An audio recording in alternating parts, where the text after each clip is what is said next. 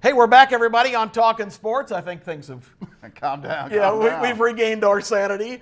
Well, maybe not that, but the other big story on Talking Sports always, you know that guy on Twitter a few weeks ago said, Talking Sports is nothing but a fourth-rate betting show. Yeah. Well, we're at least second-rate. Come on, man.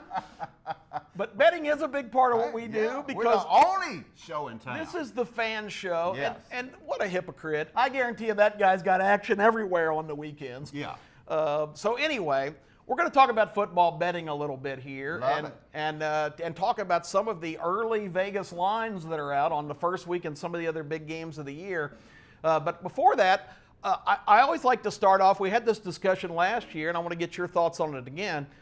To me, the very best scenario is for betting football is to find a team that's playing at home that is getting points. Yes. I like the home underdog Yes. in almost every circumstance. Yes. What are your feelings on that? Yeah, the home dogs are good, especially early in the seasons. The game will be closer, unless it's Alabama Duke, than normally later on in the season. So home dogs early on when teams are still adjusting, still getting used to the new personnel, because these teams overturn every year in college, Kip. New team on the field every year. So it'll take a week or two to adjust. Those are the time to jump them home dogs. Outstanding evaluation. And I also look at, and we talked about this last year too a little bit, but let's bring it back up again.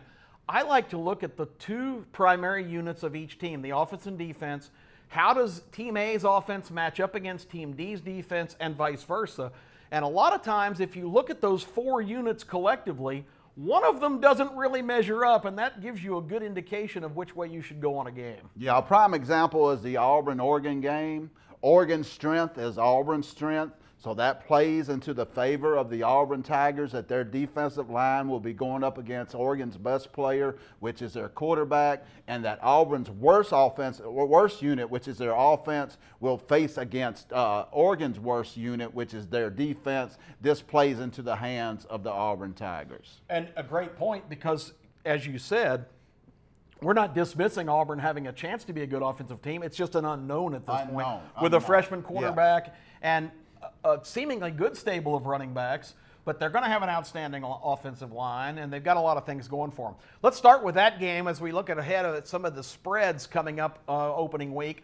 Auburn is getting respect, and you got to be, that's got to get your attention. They finished 7-5 in the regular season, won their bowl game big. So they were 8-5 last year, but they're a 3-point favorite over Oregon in that first game. Yeah, and I'm leaning. We'll give got David Legend right now working 24 hours a day, 7 days a week in the Legend Bat Cave. We're breaking all these games down. He called me last night at 2 o'clock in the morning, thought he was hallucinating, said that he's leaning towards Auburn, but I think he's on to something here. Okay. I'll tell you another game I love on this list is the fact that LSU -1 at Texas. Mark it up, ladies and gentlemen. Blow the bugle. This is already a playoff game this early in the season. This is what makes college football great, kid. That's week 2 in Austin, so that's a great intersectional game to look forward to. All right, Alabama, 32.5 is the early line against the Duke Blue Devils. Wow, that's a big number. Yeah, and here's the problem with this 32.5. It's not a game that I would bet, and I'll tell you why. It'll be 28-0 at halftime. Tua will be sitting in the locker room. Mac Jones will be up under center, and every second and third string player at the University of Alabama will be on the field, including the water boy and a couple of cheerleaders in the second half. So I wouldn't mess with this game because Alabama will back the gas off to save the players. Most of our players will only have to play a half in most of this cream puff schedule season that we have, Kip. Kind of find it intriguing because you're so used to seeing just gigantic Alabama lines. In week 3, when they visit South Carolina, a team they don't usually see up in Columbia, Alabama early listed as just a 16.5-point favorite. Yeah, my favorite line last year, ladies and gentlemen, I'm going to spit it out again. Get your water bill paid, get your power bill paid. This is where you send that woman to Vegas, you pay that alimony, you get out of the country if you need to. So go on and take this 16.5 on the Vegas line now because it's available. Come game time, this will be about a 23.5 line, Kip. Wow, that's going to be interesting to see. Another one caught my attention with all this Notre Dame hype.